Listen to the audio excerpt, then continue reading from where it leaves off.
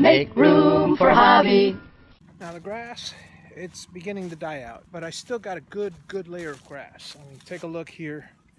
There's a good, well, you can barely see it. There's so many leaves, new growth and stuff. But if you'll notice back here, why, what do I see there? It's the beginning of a lake. Yep, I've been working on the lake front, the bamboo, and I'll show you as I get closer.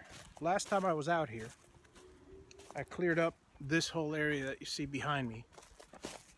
For the most part, every tree looks, you know, kind of like this. There's still a couple vines left over, but they've been all cleared out. They used to look like that, you know, just a whole bunch of bushes and like that one, just bushes and stuff all around it. Now we'll get down here by the lake. I'm standing on the shore here of a Bunker Hill, if you followed my videos. And this last little bunch to the left I'm going to take care of over the next 6 or 7 days that I'm out here. It's not the chopping down that's the hard part. As you see, it's like a 30-foot drop.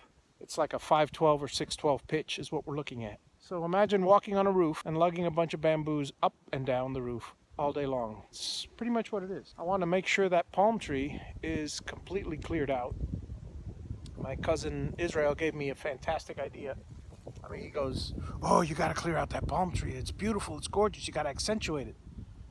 And I'm glad he said that, because I tend to butcher things clear. Blocks my view of the lake. But he's got a very good point. It is a gorgeous palm tree, and I could build a nice little path and a deck and a pier. That lake is nice. That lake is nice. Looking forward to seeing the rest of it.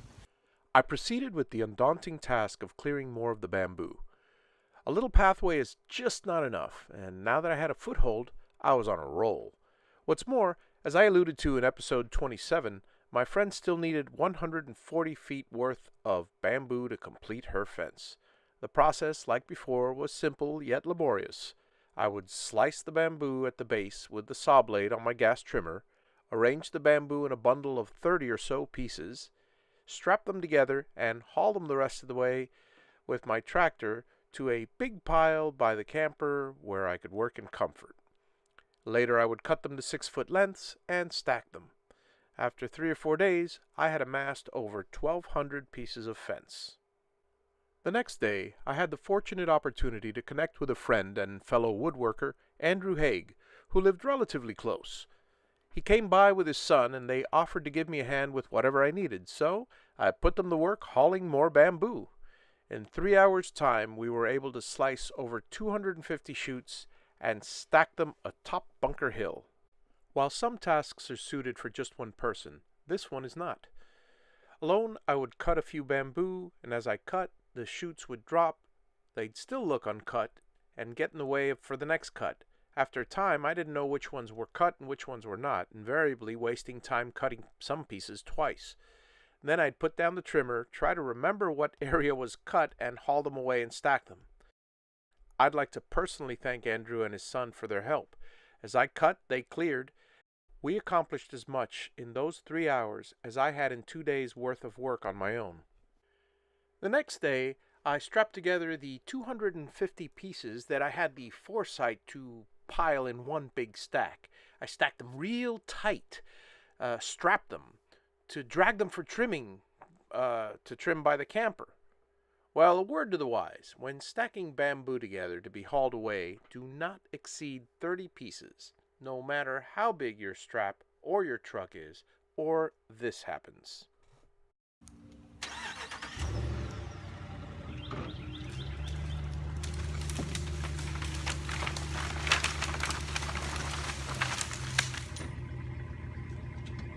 I ended up bringing the generator and saw down to cut the rest of the 1,600 pieces on the spot. My reward, though, was self-evident. I had an even better view of the lake. Thank you all for watching.